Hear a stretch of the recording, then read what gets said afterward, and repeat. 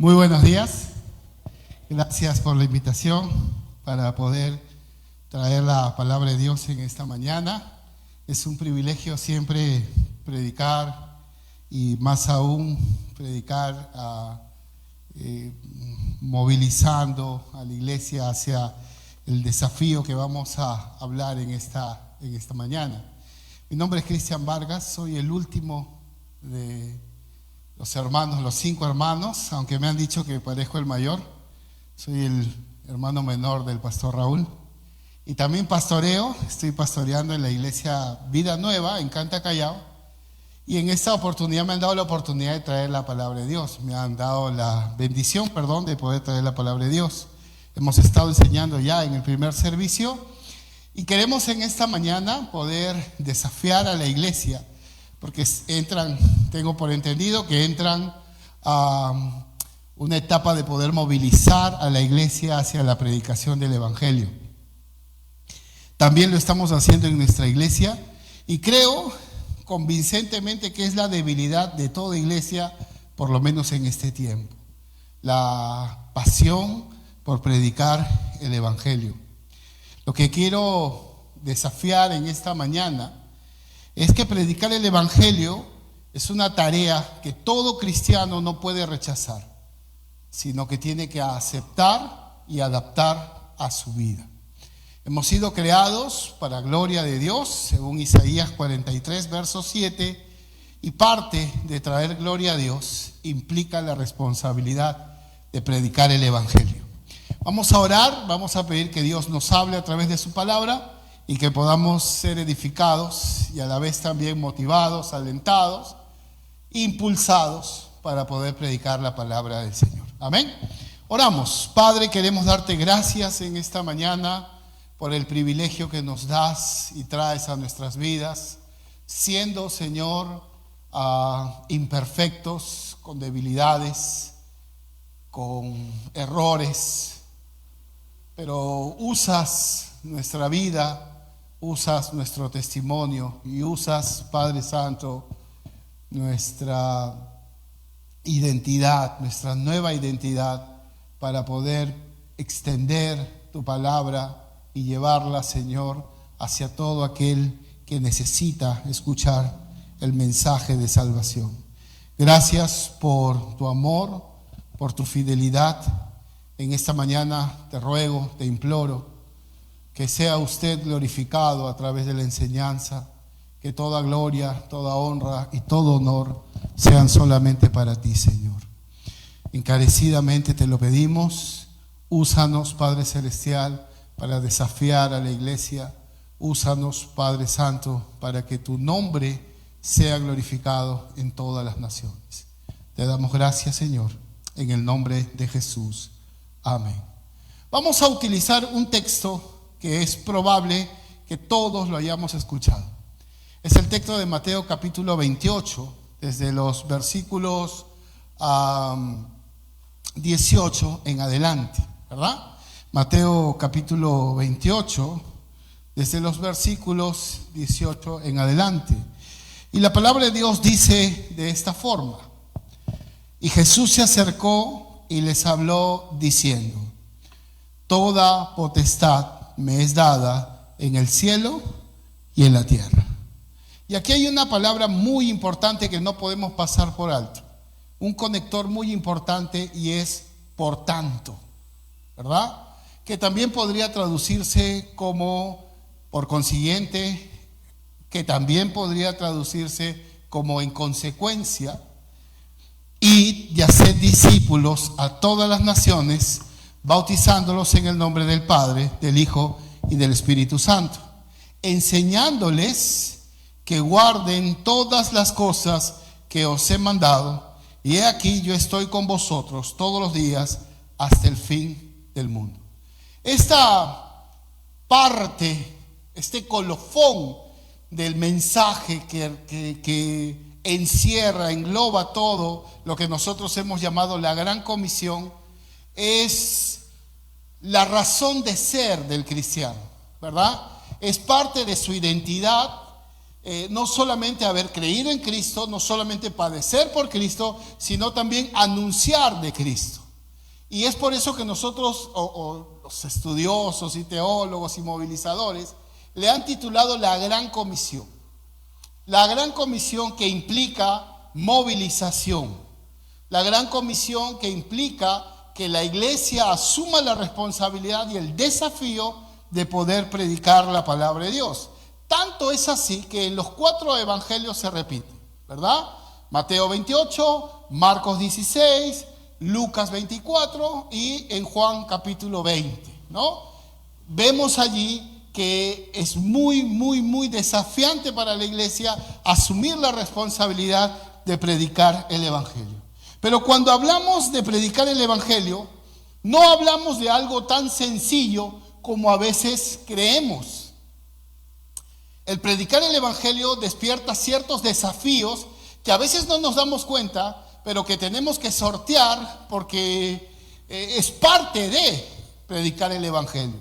Desafíos como, por ejemplo, hoy en día las distracciones como la internet, ¿no?, que ha robado el espacio de muchos jóvenes y ahora también de muchos adultos.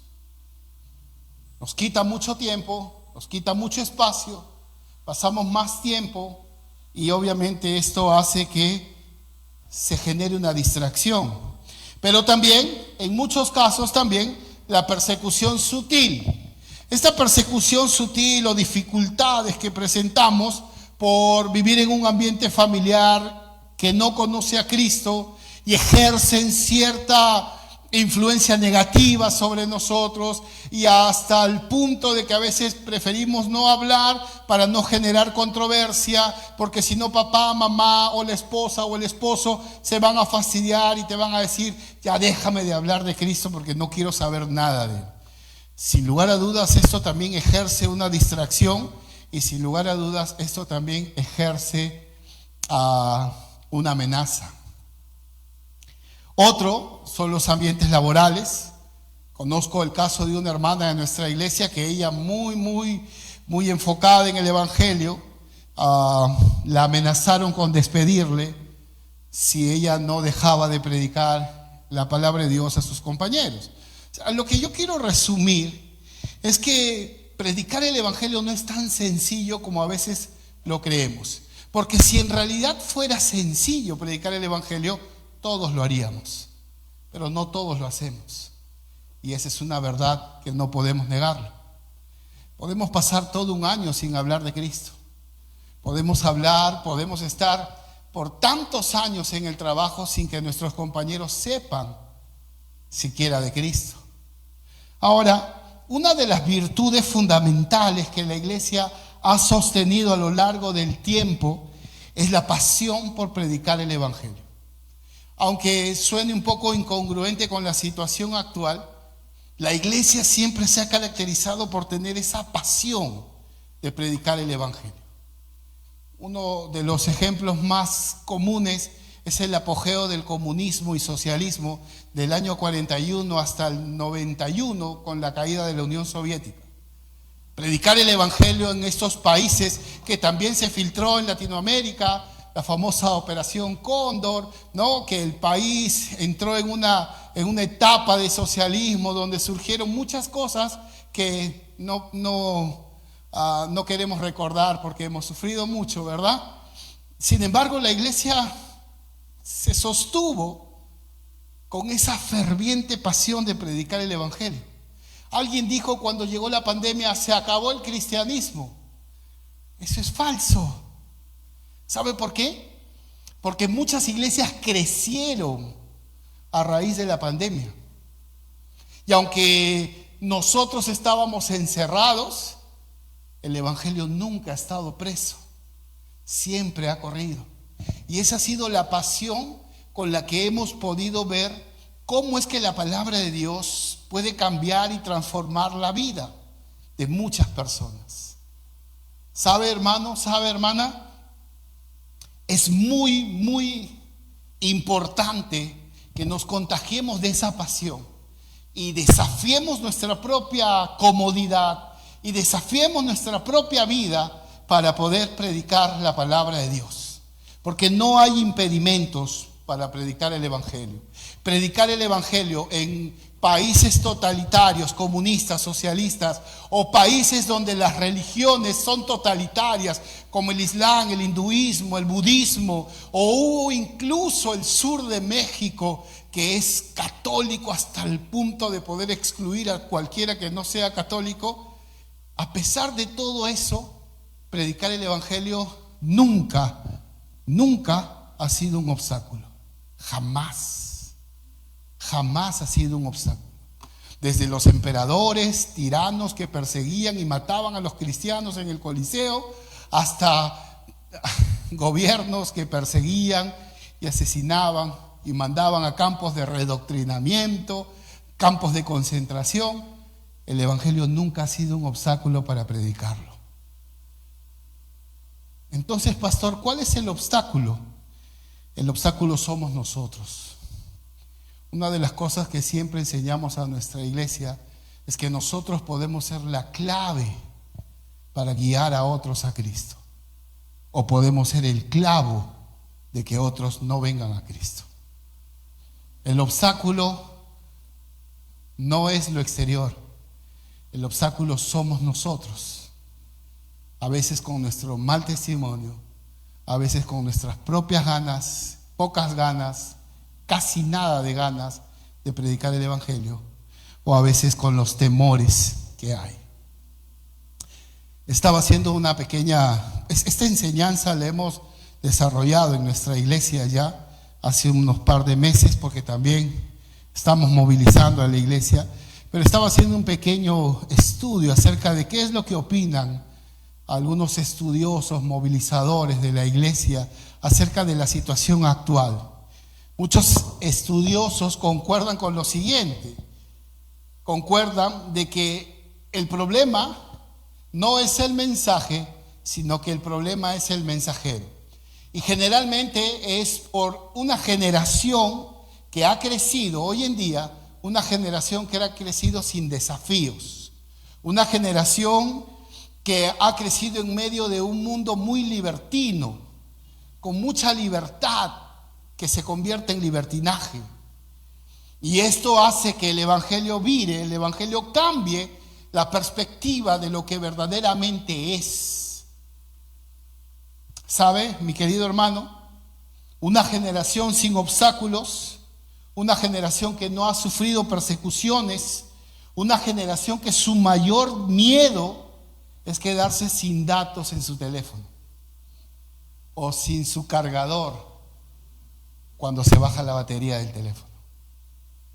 Y esto, aunque usted no lo crea, genera un retraso en el avance del Evangelio. Porque cuando nosotros no nos desafiamos para predicar el Evangelio, es porque nuestra mirada y nuestro enfoque puede estar más en lo material. Puede ser otro. Predicar desde el púlpito hoy en día a todos para servir al Señor es visto como una blasfemia. Cuando dices deja lo que estás haciendo para servir al Señor, incluso es visto como alguien que es intransigente. Y yo pregunto, ¿Cristo era intransigente cuando le dijo a Mateo, deja todo lo que estás haciendo a seguirme? ¿Los hijos de Zebedeo siguieron a un Cristo intransigente? No, ¿verdad? Entonces, el problema no es el mensaje sigue siendo el mismo. El problema es que no nos hemos desafiado para asumir esa responsabilidad. Otro factor que dicen los estudiosos es el distanciamiento del cristiano con la palabra de Dios. Y aunque vivimos en tiempos donde hay mayor acceso a las escrituras, usted entra a Google, usted entra a su teléfono, usted entra a su tableta, usted entra a donde quiera y podrá conseguir una Biblia. Hay mayor acceso. Si no le gusta leerla, puede escuchar. Hay mayor acceso. Lo que no hay es deseo de escuchar la palabra de Dios. Y esto hace que, sin lugar a dudas, el desafío sea titánico. Otro es la presión cultural en la que vivimos. Vivimos en una sociedad relativista, que rechaza las verdades absolutas, y muchas iglesias han cedido a eso. Y es triste. Yo mencionaba a los hermanos del primer servicio que en esta semana había escuchado un podcast del hijo hablando con el padre, que los dos eran pastores de una iglesia X en algún lugar de Lima. Y el hijo le decía al padre que ahora la dinámica de la iglesia es que ya no hablábamos de pecado, sino que ahora hablamos de error.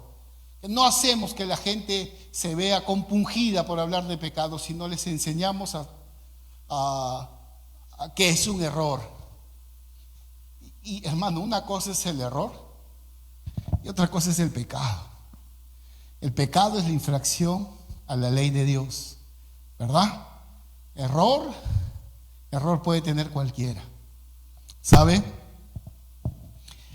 Hay algo que no podemos negar frente a esta situación, y es que la tarea todavía sigue pendiente. Todavía la tarea para la iglesia sigue pendiente. Todavía tenemos que predicar el evangelio. Dios sigue llamándonos a poder hacerlo. La gente sigue muriendo sin conocer el mensaje de la palabra de Dios. Dios sigue siendo deshonrado en muchos lugares del mundo. Usted sabía, el norte de Europa ahora es una cuna del cristianismo, ahora es la cuna del ateísmo. Hay muchos lugares donde Dios es un estorbo y no es el Señor de sus vidas. Sin ir muy lejos, nuestra propia familia es un lugar donde Dios es deshonrado, porque nos hemos preocupado más por venir a la iglesia que predicarle la palabra de Dios a nuestra familia. Pastor, pero usted no sabe, yo lo he hecho, he predicado, he hablado, ya no sé de qué forma hablarle. Lo que no hablan tus palabras, deben hablar tus hechos. Hechos. La gente va a creerte por lo que haces más que por lo que dices. Hermano mío, necesitamos desafiarnos para poder predicar la palabra del Señor. Sin embargo, quiero en esta mañana hablar de tres necesidades, tres cosas que necesitamos para desafiarnos en la predicación del evangelio. Y yo quiero partir del texto que acabamos de leer, y este texto nos va a hablar de las tres necesidades que debemos de tomar para poder predicar el evangelio. La palabra de Dios dice en el versículo 19, y ahí vamos a ver la primera necesidad. Dice: por tanto, id y haced discípulos a todas las naciones, bautizándolos en el nombre del Padre, del Hijo y del Espíritu Santo. ¿Sabe cuál es la primera cosa que necesitamos? Me parece que está fallando o lo estoy haciendo mal. Ok, lo primero que necesitamos, uno más por favor. Lo primero que necesitamos es empezar a movilizarnos. Es muy práctico lo que vamos a hablar. No espere una profundización de la palabra de Dios, no espere algo que yo saque, porque es algo tan sencillo que todos debemos de tener siempre en claro. Necesitamos aprender a movilizarnos. En el versículo 19 dice: id y haced. Esto implica movilización.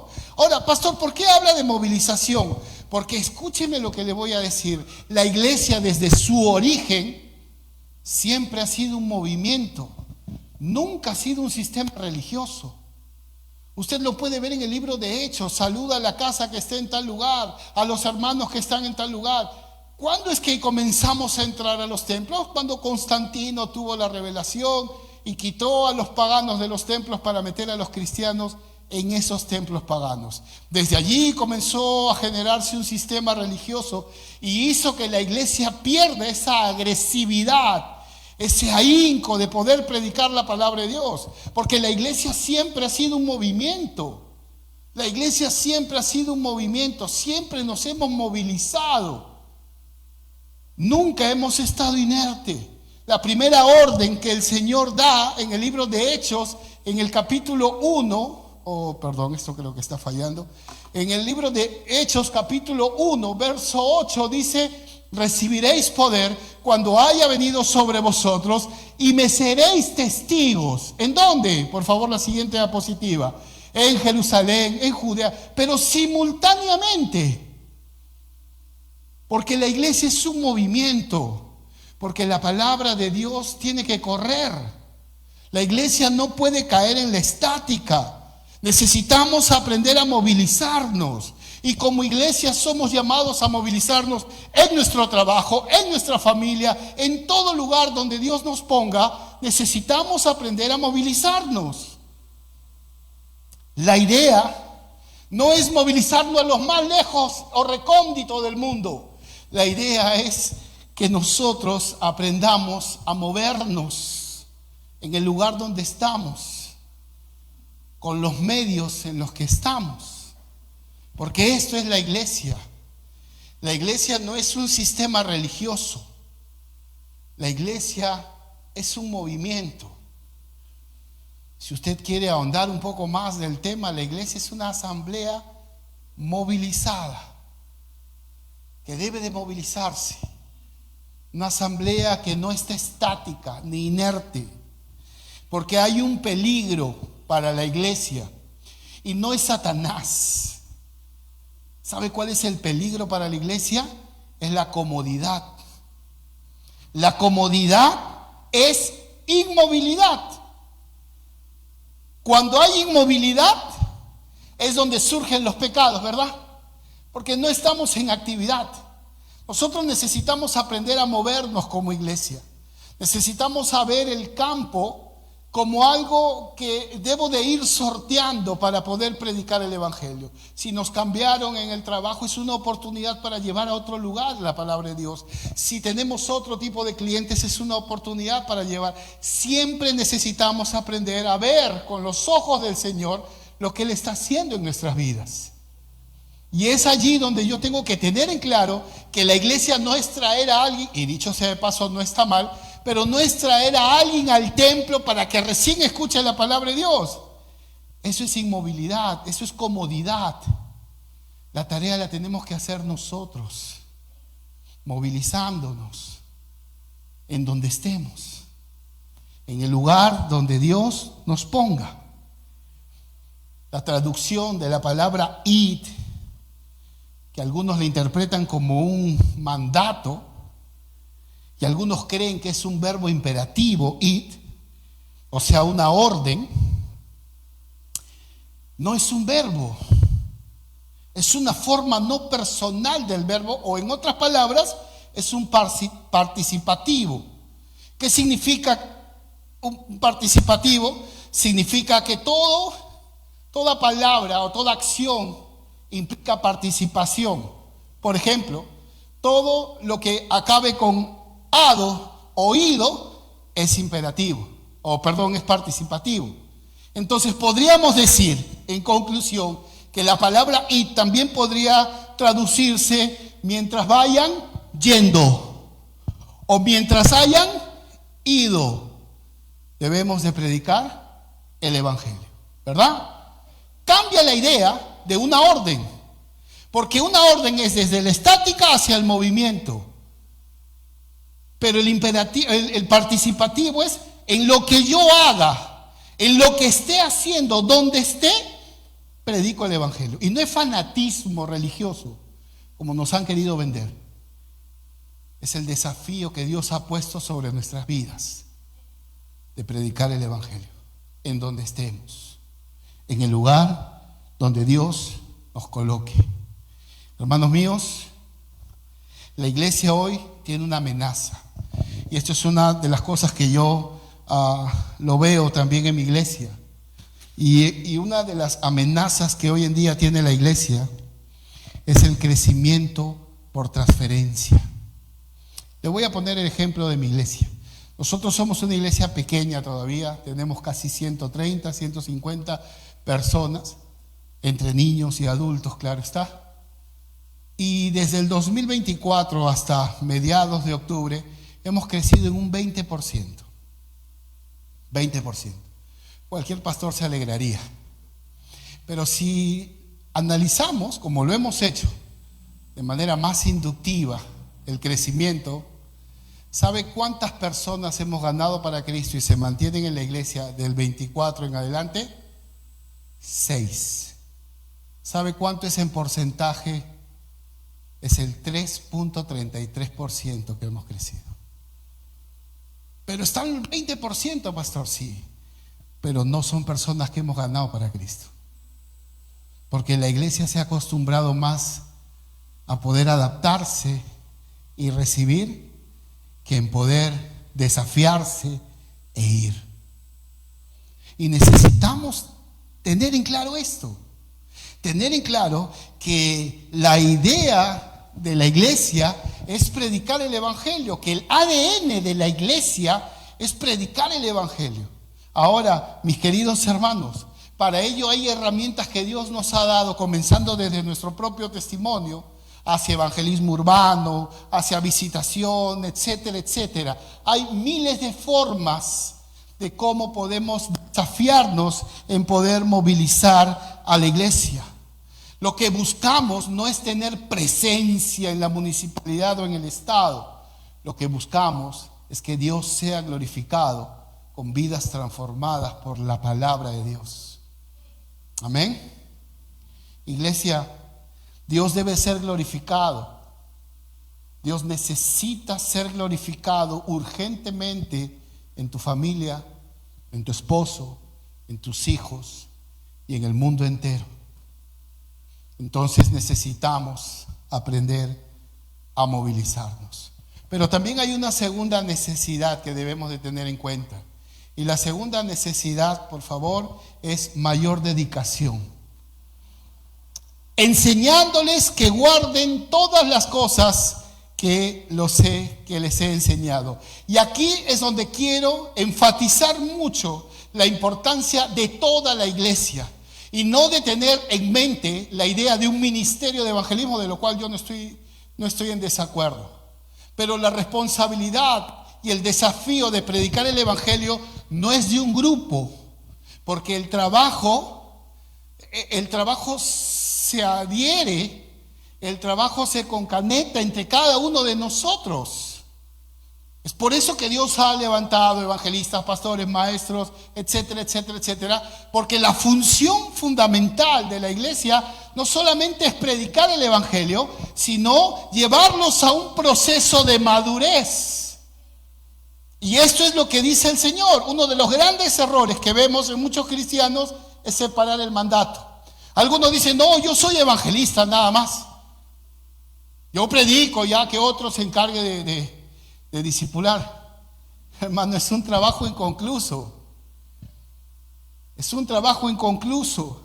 Podemos ser muy apasionados en predicar solamente, pero nuestro trabajo es inconcluso si no enseñamos lo que la palabra de Dios dice y los encamina hacia un proceso de madurez.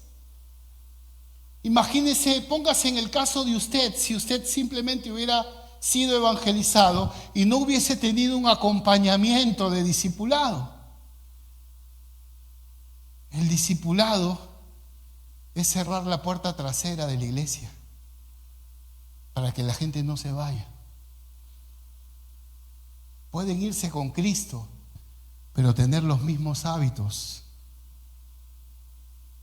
por falta de conocimiento de la palabra de Dios.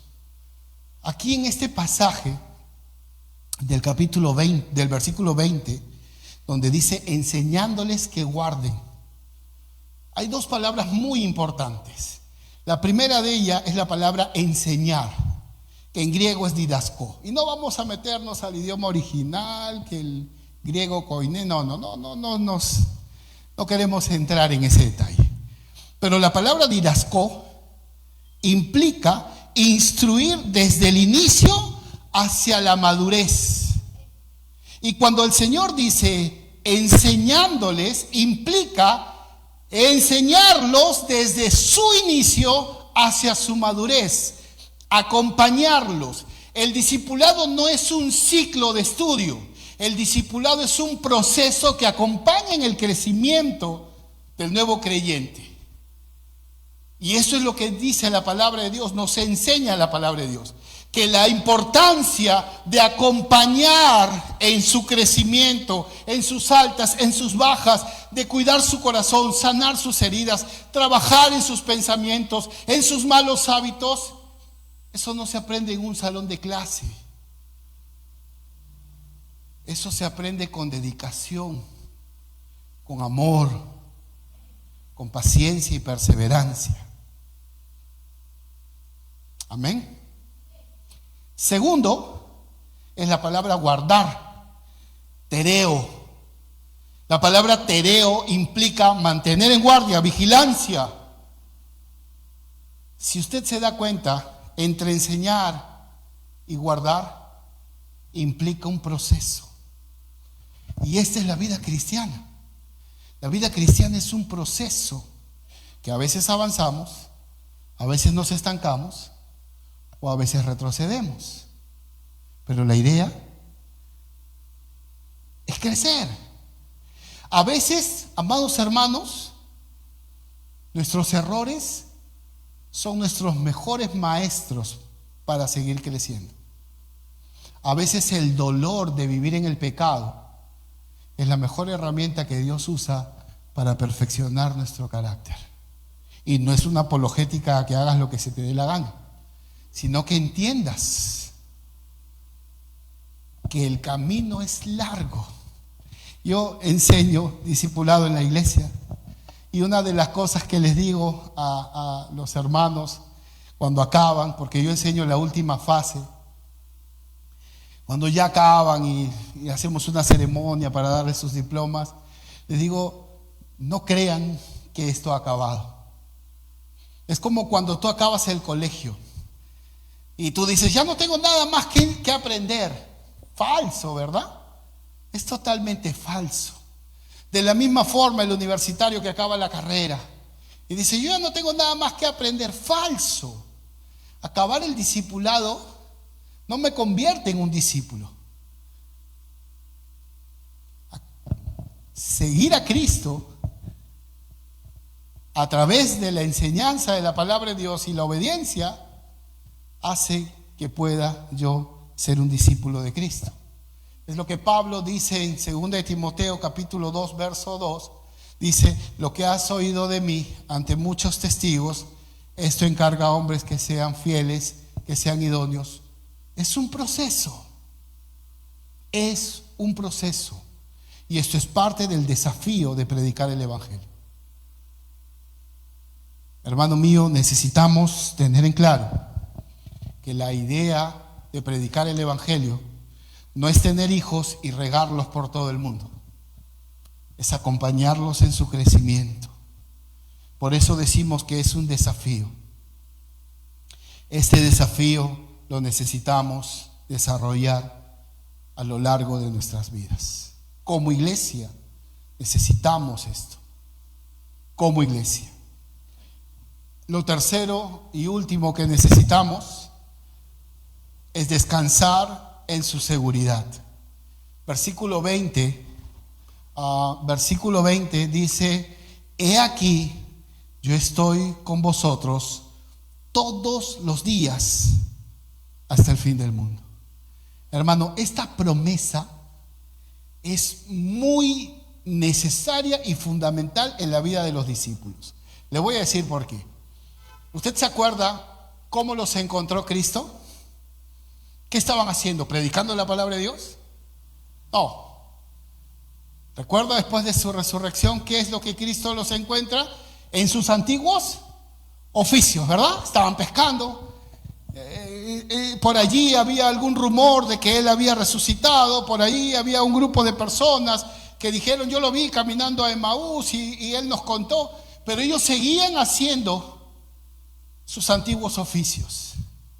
Ellos tenían la certeza de que Él iba a resucitar. Ahora necesitaban la seguridad de que Él los iba a acompañar. Y si usted me acompaña un poco en la mirada panorámica, es el inicio donde ahora ellos tendrían que predicar el evangelio, donde ahora ellos tendrían que ir a cada aldea, comenzando desde Jerusalén, Judea, Samaria y hasta lo último de la tierra. Ahora ellos lo debían de hacer. Por lo tanto, necesitaban esa promesa. Y es una promesa que a nosotros nos da ese valor y ese denuedo para afrontar las situaciones adversas de donde podamos estar. El saber que Él está con nosotros, que Él habla por nosotros y que Él está con nosotros todos los días hasta el fin del mundo. La pregunta es, ¿dónde es el fin del mundo? ¿Estaba refiriéndose a un lugar geográfico? Posiblemente. Pero también posiblemente se está refiriendo a los días buenos, a los días malos, a los días extremadamente bendecidos y a los días extremadamente probados. Él estará con nosotros. Porque si hay algo de lo que estamos completamente seguros, es de que el Señor nunca nos abandona. ¿Amén? Nunca. Hay un corito antiguo que dice que en el día de prueba, ¿verdad? El Señor nunca me abandonará. Y en realidad, hermanos míos, Él siempre está con nosotros. Él nos dice en Juan capítulo 17 que ahora estará el otro Consolador y estará para siempre. El ministerio de Cristo fue momentáneo, 3 años y medio, pero ahora enviará al Espíritu Santo para estar con nosotros todos los días. Y Él estará con nosotros en ese momento donde tengamos que hablar con quien tengamos que hablar y tengamos que predicar donde tengamos que predicar. Él nos infundirá aliento porque Él está con nosotros. Y esto es necesario porque hay muchos que tienen temor. Muchos. Una hermana una vez se acerca y me dice: pastor, yo tengo mucho miedo de predicar el evangelio, porque a veces puedo hablar cosas que no sé. Yo le dije: hermana, usted es responsable de lo que sabe. De lo que no sabe no es responsable. Pero recuerde algo: el mensaje es Cristo. El mensaje no es usted. Y esto es algo que nos ha acompañado en nuestra filosofía por predicar el evangelio. Porque ha habido momentos donde nos han tirado la puerta, nos han botado del mercado, nos han insultado, nos han dicho, te has comido todos los diezmos y las ofrendas. Ha habido momentos difíciles, muy duros, pero no los personalizamos, porque el mensaje no somos nosotros, el mensaje es Cristo. Hace un tiempo estaba escuchando a Fabricio Escajadillo, este reportero de Radio Betel, muy conocido, cristiano, confeso, y él dijo: el evangelio no somos nosotros, el evangelio es Jesucristo. Y es cierto, el temor viene cuando queremos que nos crean a nosotros. El temor viene cuando creemos que nos van a rechazar o ofender a nosotros. Pero no nos rechazan a nosotros, rechazan a Cristo. Insultan a Cristo, ofenden a Cristo. El problema es de ellos con Cristo, no nuestro. Por tanto, necesitamos tener en claro, iglesia, que nuestro Señor nos va a dar ese valor que necesitamos. Su palabra dice que Él estará con nosotros todos los días hasta el final del mundo. Pero también puede ser que la comodidad en la que estás de predicar el evangelio no sea por miedo, o tal vez sí. Si es por miedo, déjame darte un consejo: necesitas amar más a Dios, necesitas enamorarte del Señor, porque cuando uno se enamora del Señor, el temor se disipa. Su palabra dice en 1 de Juan que el verdadero amor echa fuera ¿qué? Todo temor. Y creo que es necesario examinar si verdaderamente estamos enamorados del Señor. Si somos como esos adolescentes que cuando se enamoran hablan todo el día del chico o la chica que le gusta, ¿verdad? O como tú eras. Oh, y yo a la oficina llega, pastor, pero ella es perfecta en todos sus caminos. ¿De quién estás hablando? Cuando uno está enamorado, hermano mío, siempre habla de lo que ama. Cuando uno está enamorado del Señor, siempre hablará de su Señor. No hay impedimento. Hermanos míos, el Señor nos promete 3 cosas. Primero, que el Señor estará en nosotros. Segundo, que el Señor estará con nosotros. Y tercero, que el Señor estará hasta el fin del mundo. Por tanto, iglesia, necesitamos cobrar ánimo y valor para predicar la palabra de Dios. Necesitamos aprender a movilizarnos, dedicarle más y sobre todo descansar en su seguridad. Quiero terminar en esta mañana con algo que leí la semana antepasada que llamó mucho mi atención. Hubo una convención mundial en los Estados Unidos de cierto grupo de cristianos, misioneros, que estaban alrededor del mundo. Y un hombre se paró, un misionero filipino se paró y comenzó a hablar de cómo Dios había movido su corazón de tal forma que ahora predicaba a todo el mundo en la India. Usted sabe que en la India los indios tienen una religión que es el hinduismo y que es totalitario, ¿no? No permiten que otros prediquen el evangelio, no permiten que puedan acercarse y tener templos en algunas partes. Pero este filipino contó la historia que él estaba camino a un pueblo en la India y por cuestiones del Señor el carro se recalentó y paró, y al frente donde él estaba había una mujer que estaba llorando desconsoladamente. Lloraba desconsoladamente. Obviamente cuando tú eres un misionero, un pastor, un evangelista, lo que quieras, amas al Señor, siempre se compunge tu corazón, se mueve tu corazón hacia la misericordia y tratas de acercarte. Es lo que hizo este misionero, se acercó a ella con mucho temor y mucho recelo, porque no permiten que entre hombres, entre una mujer casada converse con un extraño, un foráneo. Pero al ver la vestimenta de ella supo que era una de las castas inferiores. Usted sabe que en la India está dividido por castas, ¿verdad? Y que uno no puede progresar si naciste en una casta pobre. La cuestión es que este hombre se toma de valor y comienza a hablarle de Cristo.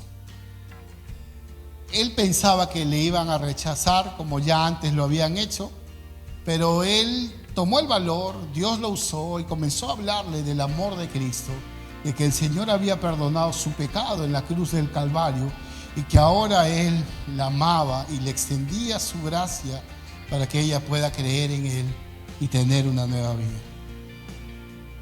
En resumidas cuentas, la mujer recibió a Cristo.